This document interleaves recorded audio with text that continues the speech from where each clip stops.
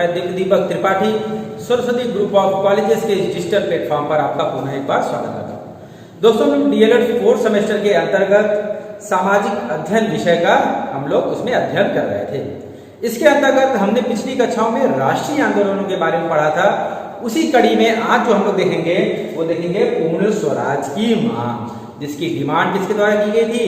जिसकी डिमांड पंडित जवाहरलाल नेहरू के द्वारा लाहौर अधिवेशन में की गई थी।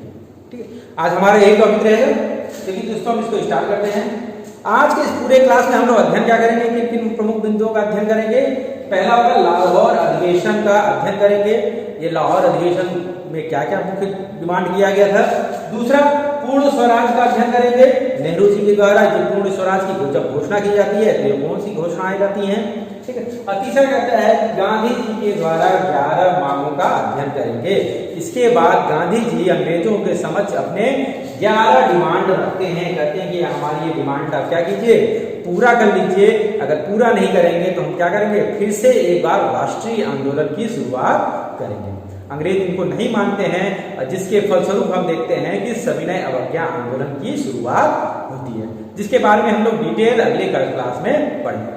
तो दोस्तों, हम लोग एक एक करके इसका अध्ययन करते हैं।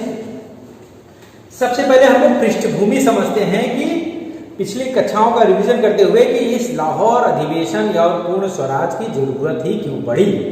तो देखो क्या गांधी जी, हम देखते हैं कि जब असहयोग आंदोलन बंद होता है 1922 में, तो उसके बाद उनको क्या होता है, जेल की सजा मिल जाती है। ठीक है, जेल में वो चले जाते हैं, लेकिन क्या होता है, उनके अस्वस्थ होने के कारण उनको जेल से जल्दी रिहाई कर दिया जाता है। जेल से रिहा होने के बाद भी हम देखते हैं कि गांधी जी अब असहयोग आंदोलन की तरह एक बड़ा आंदोलन चलाने के पक्षधर नहीं थे। और वो सारा का सारा अपना जो कार्यक्रम था वो क्या किए थे, वो अपना समाज सेवा में हम कह सकते हैं या रचनात्मक कार्यक्रम में लगा दिए। इसीलिए हम देखते हैं कि 1929-30 तक 1922 के बाद हम सीधे 1922 के बाद गांधी जी का जो नाम आता है हम देखते हैं 30 में आता है। ये जो बीच का गैप था, जो बीच का 8 सालों का गैप था, इस 8 सालों का गैप में गांधी जी सक्रिय राजनीति से दूर रहते हैं। इसी कारण बारडोली आंदोलन जो हम लोग पढ़े थे उसमें वो खुलकर सामने नहीं आते हैं। ठीक है, अब वो भारतीयों को एक बड़े आंदोलन की तैयारी में उन्होंने अपना समय देना शुरू किया और कांग्रेस का विस्तार करने की योजना इस 8 वर्ष के टाइम पीरियड में बताया था। इस 8 वर्ष के दौरान हम देखते हैं कि लंबे समय बाद 1927 में क्या हुआ, वो फिर से एक बार सक्रिय थोड़ा बहुत एक्टिवेट होना शुरू होते हैं। ठीक है, और क्या कहते हैं, इसके बाद दिसंबर 1928 में कलकत्ता का जब अधिवेशन होता है, जिसमें याद कीजिए 1928 में कलकत्ता अधिवेशन में क्या हुआ था, नेहरू रिपोर्ट के बारे में चर्चा हुआ था। तब गांधी जी को इसमें आमंत्रित किया जाता है और गांधी जी पहली बार कांग्रेस या राष्ट्रीय अधिवेशन की बात किया जाए तो ये 1928 के कलकत्ता के राष्ट्रीय अधिवेशन में शामिल हुए थे। हमको सबको मालूम है इस कांग्रेस के जो कलकत्ता अधिवेशन में हुआ था वहां पर कांग्रेस में भी थोड़ा मतभेद होने लगता है। वामपंथी विचारधारा वाले जो युवा वर्ग थे वो भी क्या होने लगते हैं, नेहरू रिपोर्ट को लेकर के, बाकी सब रिपोर्ट को लेकर के 19 दिसंबर 1929 में जब कांग्रेस का अधिवेशन होता है, यहाँ इससे पहले तक ये सभी युवा वर्ग अलग थे। अपने हिसाब से वो क्या कर रहे थे, विरोध प्रदर्शन करना शुरू कर रहे थे, नेहरू रिपोर्ट का विरोध प्रदर्शन कर रहे थे। उधर नेहरू रिपोर्ट को भी अंग्रेजों ने क्या किया, कैंसिल कर दिया। उसके प्रत्युत्तर में जिन्ना ने क्या किया, अपने 14 सूत्री डिमांड कर दिया। होते समय आता है क्या, दिसंबर 1929 का, और कांग्रेस का फिर से क्या होता है, एक अधिवेशन होता है। अधिवेशन कहाँ होता है, लाहौर में। तब तक गांधी जी को रियलाइज होता है कि अब क्या किया जाए, कांग्रेस की जो धड़ों के बीच जो थोड़ा मनमुटाव हो गया है उसको दूर करने का प्रयास किया जाए। तो लाहौर का जो अधिवेशन होता है 1929 में, ठीक है, वो एक तरह से देखा जाए तो वो ऐतिहासिक अधिवेशन था, क्योंकि उसमें पहली बार अध्यक्षता का जो ऑफर किया गया था वो किसको चुना गया था, महात्मा गांधी जी को। लेकिन महात्मा गांधी जी ने वामपंथी विचारधाराओं के जितने भी समर्थक थे, जैसे सुभाष चंद्र बोस हो गए, जवाहरलाल नेहरू हो गए, ठीक है, इन लोगों को फिर से मुख्य कांग्रेस के विचारों में एकजुट लाने के लिए उन्होंने प्रस्ताव दिया कि उनकी जगह पर अध्यक्षता कौन करेंगे। तो इस समय युवा नेता उभर के आए थे जवाहरलाल नेहरू, और उनके प्रस्ताव पर जवाहरलाल नेहरू क्या किया था, लाहौर के कांग्रेस अधिवेशन का अध्यक्ष बना दिया था।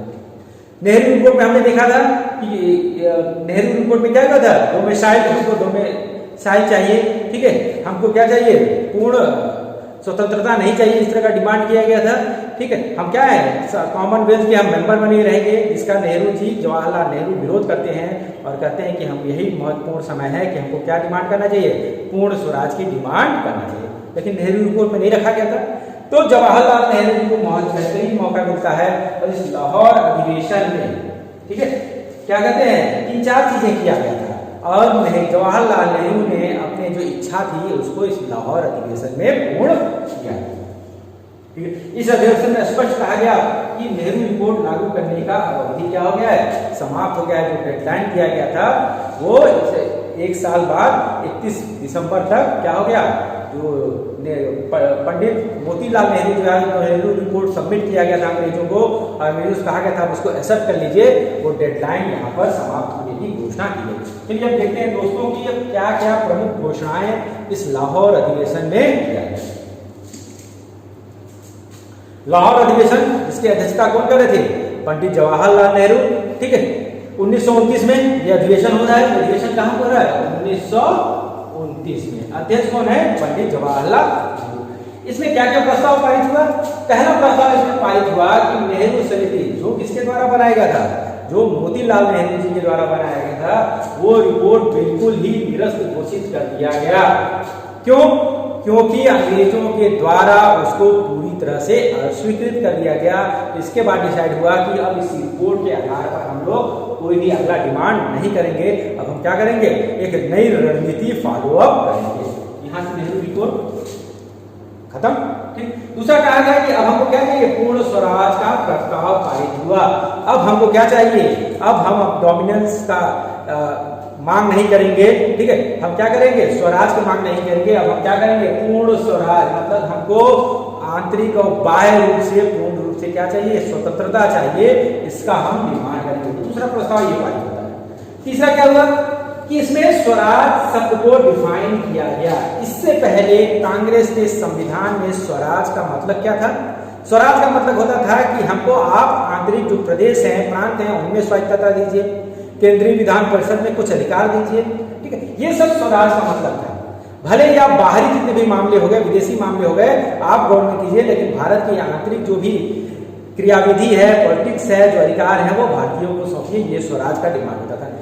लाहौर अधिवेशन में इसको क्लियर किया गया, कहा कि स्वराज का मतलब अब परिवर्तित किया जाता है और स्वराज का अर्थ क्या होता है, अर्थ होगा पूर्ण स्वतंत्रता। मतलब हमको आंतरिक या बाह्य रूप से हमको क्या चाहिए, पूर्ण स्वतंत्रता चाहिए। तो यहाँ पर ये किया गया और डिसाइड किया गया कि आगे जो भी आंदोलन होगा उसका लक्ष्य क्या होगा, उसका लक्ष्य यही पूर्ण स्वतंत्रता होगा। अब हम क्या करेंगे, अब हम अधिकारों के लिए नहीं लड़ेंगे, हम भारत की आजादी के लिए अगला आंदोलन, कांग्रेस के जितने भी आंदोलन होंगे वो अब आजादी के लिए महत्वपूर्ण। इसीलिए लाहौर को अधिवेशन को क्या कहा जा रहा है, ऐतिहासिक अधिवेशन कहा जा रहा है। अब क्या किया गया, एक और पॉइंट है कि स्वाधीनता की मांग बुलंद की गई और जवाहरलाल नेहरू ने कहा कि आज हमारा बस एक ही लक्ष्य है, हमको क्या करना है, ब्रिटिश साम्राज्यवाद से क्या होना है, पूर्ण रूप से हमको स्वतंत्रता प्राप्त होना है। और इसके साथ ही सारा कुछ डिसाइड होता है, लाहौर अधिवेशन में पारित हो जाता है। फिर क्या होता है, उसके बाद घोषणा किया गया, प्रस्ताव पारित होने के बाद जब अधिवेशन समाप्त होता है तो इसमें 3-4 चीजें घोषणा की गई। कौन कौन सा, कि अब भारत सब ने अब अपने आंदोलन शुरू करने के अब बेहतरीन समय आ गया है और इस गांधी जी के सारा कुछ उत्तरदायित्व दिया गया कि पुनः गांधी जी आप क्या कीजिए, इस पूरे के पूरे राष्ट्रीय आंदोलनों की कमांड संभालिए। क्योंकि हम देखते हैं कि 1922 में गांधी जी ने जैसे ही असहयोग आंदोलन बंद किया था, भारत प्रमुख नेता हो गए, जनता हो गए, ठीक है, व्यापारी वर्ग है, सभी लोग नेहरू जी से रुष्ट हो गए। इसके बाद हम देखते हैं कि कांग्रेस पार्टी ने तमाम आंदोलन चलाए, अलग अलग पार्टियों ने आंदोलन चलाए, यहाँ तक कि युवा वर्ग ने क्रांतिकारी आंदोलन चलाए, लेकिन किसी को ज्यादा सफलता नहीं मिली और अंग्रेज किसी की बात नहीं मान रहे। तो फिर से डिसाइड किया गया कि सारा का सारा कमांड अब किसको दिया जाएगा, पुनः महात्मा गांधी को दिया जाएगा। अब महात्मा गांधी जी फिर से जो डिसाइड करेंगे, जो रणनीति बनाएंगे, हम उस रणनीति का पुनः अक्षर सा बिना कोई सवाल उठाए उसका पालन करेंगे। इसके डिसाइड किया गया, इस लाहौर अधिवेशन में डिसाइड किया गया। और इस सविनय अवज्ञा आंदोलन जिसकी घोषणा याद कीजिए 1922 1 फरवरी 1922 को ही इन्होंने घोषणा किया था कि हम इसको लागू करेंगे, लेकिन ये गांधी जी के जेल में जाने का कैंसिल हो गया था। तब गांधी जी से रिक्वेस्ट किया गया कि गांधी जी आप उस सविनय अवज्ञा आंदोलन को 1922 में आप शुरुआत करने वाले थे, कृपा करके उसको फिर से शुरुआत कर दीजिए। इस पूरे आंदोलन की अध्यक्षता कौन करेगा? महात्मा गांधी खुद अपने हाथों में लेकर के करेंगे, क्योंकि एक वही व्यक्ति हैं जो पूरे देश को पुनः क्या कर सकते हैं? एक सूत्र में बांट सकते हैं। इसके बाद भारत में पूर्ण स्वराज का लक्ष्य समाहित करते हुए जैसे समाप्त होता है 31 तारीख की, क्योंकि हम देखते हैं दिसंबर के आखिरी महीने में चलता था, 31 दिसंबर 1929 के मध्य रात्रि, रात को ठीक जैसे 12 बजता है, कांग्रेस द्वारा क्या किया गया? कलकत्ता में 1928 में एक वर्ष पूर्व, याद कीजिए 1928 में जब कलकत्ता में अधिवेशन हुआ था, वहां पर क्या अल्टीमेटम दिया गया था? वहां पर अल्टीमेटम दिया गया था कि जैसे ही अंग्रेजों को हम 1 साल का समय दे रहे हैं, वो नेहरू रिपोर्ट एक्सेप्ट कर लें। अगर वो एक्सेप्ट नहीं करेंगे तो हम क्या करेंगे? एक बड़ा आंदोलन करेंगे। तो 31 तारीख को जैसे ही रात को 12 बजा, 1 वर्ष का टाइम पीरियड क्या हो गया? खत्म हो गया। जैसे 1 तारीख का खत्म हुआ, कांग्रेस वचन मुक्त हो गई। अंग्रेजों को जो समय दिया था वो समय समाप्त हो जाता है, और वहीं पर नगरीय रणनीति के तहत, ठीक है, तुरंत ही क्या किया गया? जवाहरलाल नेहरू के द्वारा लाहौर में किस नदी के किनारे? रावी नदी के किनारे क्या किया गया? झंडा फहराया गया, और क्या घोषणा किया गया कि आज के बाद हम क्या करते हैं? अपने पूर्ण स्वतंत्रता की घोषणा करते हैं। और ये आंदोलन तब तक चलता रहेगा क्योंकि अंग्रेजों को दिया गया हमारा 1 साल का समय क्या हो गया? समाप्त हो गया। अब हमारा जो आंदोलन होगा, हम अपना झंडा फहरा के अपने विजय अभियान की शुरुआत करते हैं। अब हमारा जो लक्ष्य होगा वो क्या होगा? पूर्ण स्वतंत्रता की प्राप्ति के लिए होगा। तो रावी नदी के तट पर लाहौर में ये घोषणा किया गया।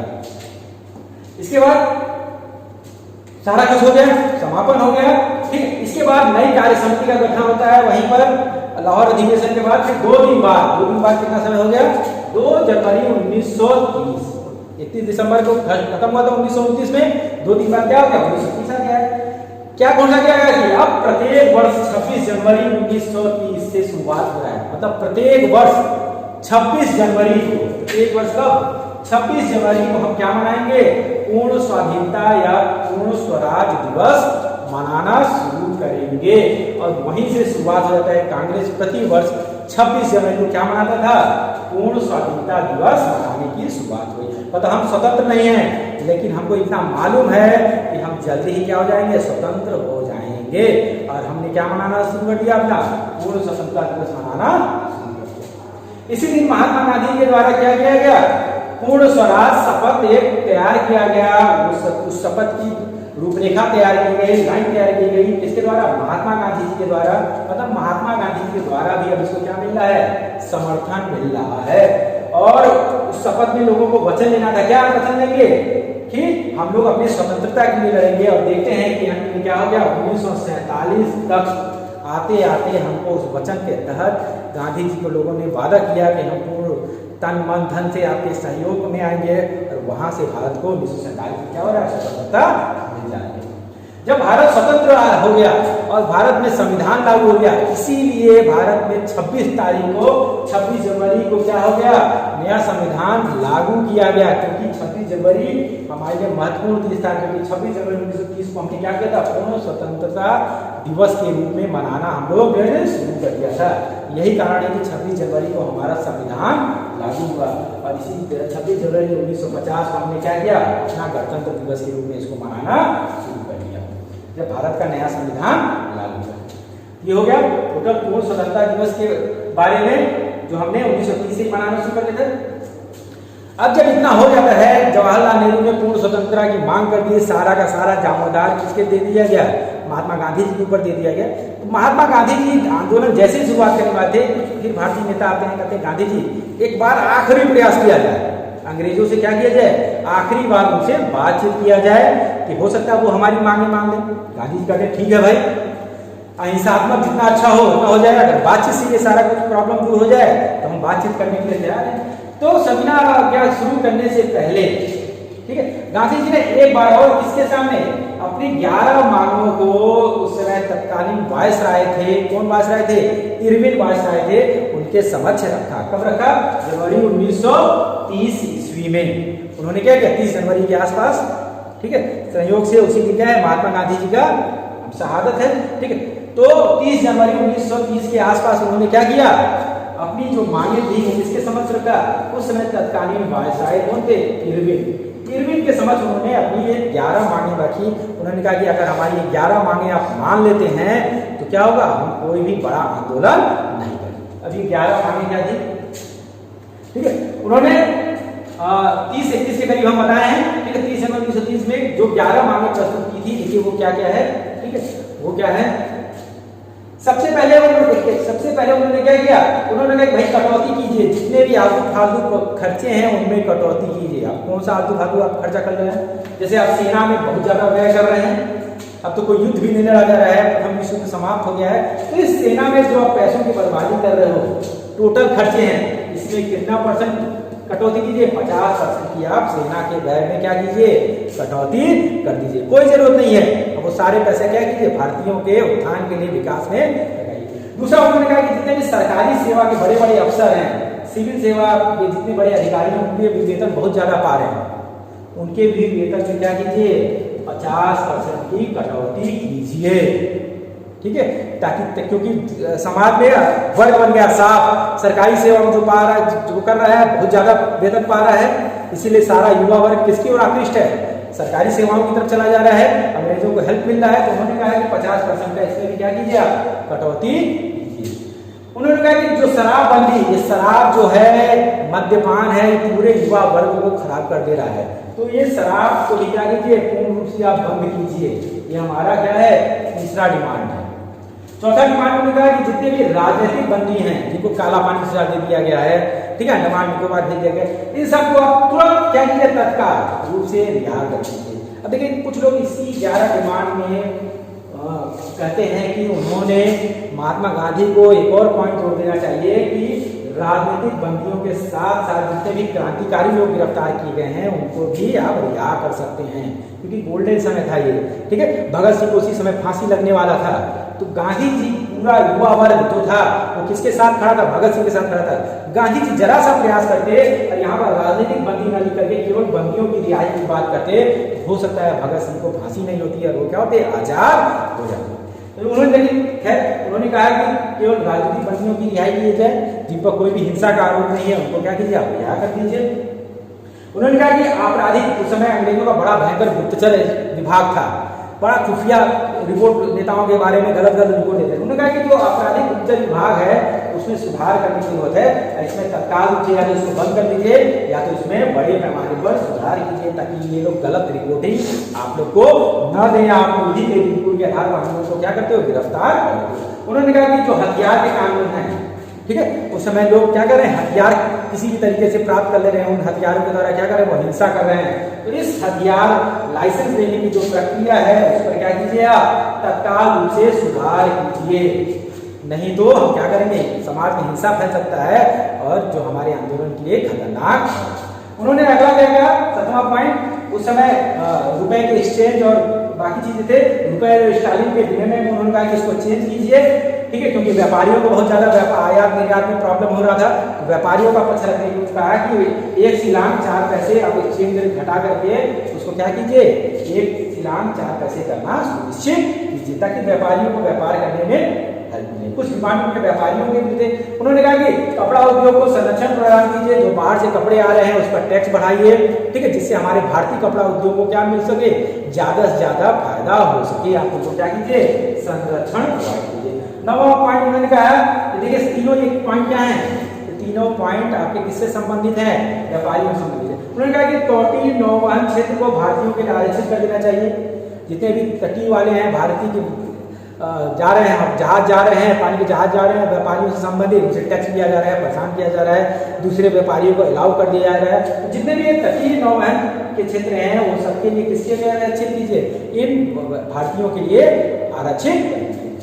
10वां पॉइंट और 11वां पॉइंट उन्होंने किसानों के लिए किया। 10वां पॉइंट क्या है कि भूख राजस्व से बड़ा ज्यादा है, बेचारे किसान परेशान है, आप इसको घटा दीजिए, कितना कर दीजिए, 50% तक की इसमें क्या कर दीजिए, कटौती कर दीजिए। और आखिरी पॉइंट नमक कर, और नमक पर जो सरकार का एकाधिकार है।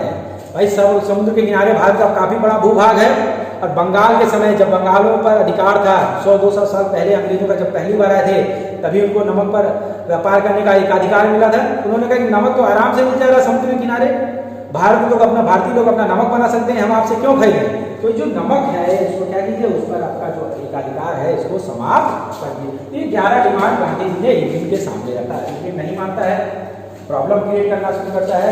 तब गांधी जी कहते हैं चलिए आपको आखिरी मौका जो दिए थे वो भी कैंसिल होता है, अब हम क्या करेंगे, आप हमारी कोई भी डिमांड नहीं मान रहे हो, हमारी डिमांड को खारिज कर दे रहे हो, कोई सकारात्मक उत्तर नहीं दे रहे हो। तो 14 फरवरी 1930 को गांधी जी ने 10-15 दिन वेट किया। उसके बाद क्या किया गया, साबरमती जहाँ वो अधिकांश रहते थे वहाँ पर कांग्रेस की विशेष बैठक बुलाई और वहाँ से डिसाइड किया कि अब भारत में हम क्या लागू करेंगे, अगला राष्ट्रीय आंदोलन करेंगे और क्या होगा, सविनय अवज्ञा आंदोलन लागू होगा। और इस प्रकार भारत में पुनः गांधी जी के नेतृत्व में एक बड़ा राष्ट्रीय आंदोलन चलता है जो क्या कहलाता है, सविनय अवज्ञा आंदोलन कहलाता है। कुछ महत्वपूर्ण क्वेश्चन इससे संबंधित, ठीक है, जैसे कांग्रेस का लाहौर अधिवेशन तब हुआ था, आप लोग कमेंट बॉक्स में लिखिएगा। दूसरा, लाहौर अधिवेशन की अध्यक्षता किसने की थी। तीसरा, पूर्ण स्वराज दिवस मनाने की घोषणा कब किया गया था। चौथा, पूर्ण स्वराज दिवस कब मनाया गया पहली बार। और पांचवा, गांधी जी ने अपनी 11 मांगों को अंग्रेजों के समक्ष, इरविन के समक्ष प्रस्तुत किया। इसी के साथ हम अगले क्लास में मिलते हैं। धन्यवाद।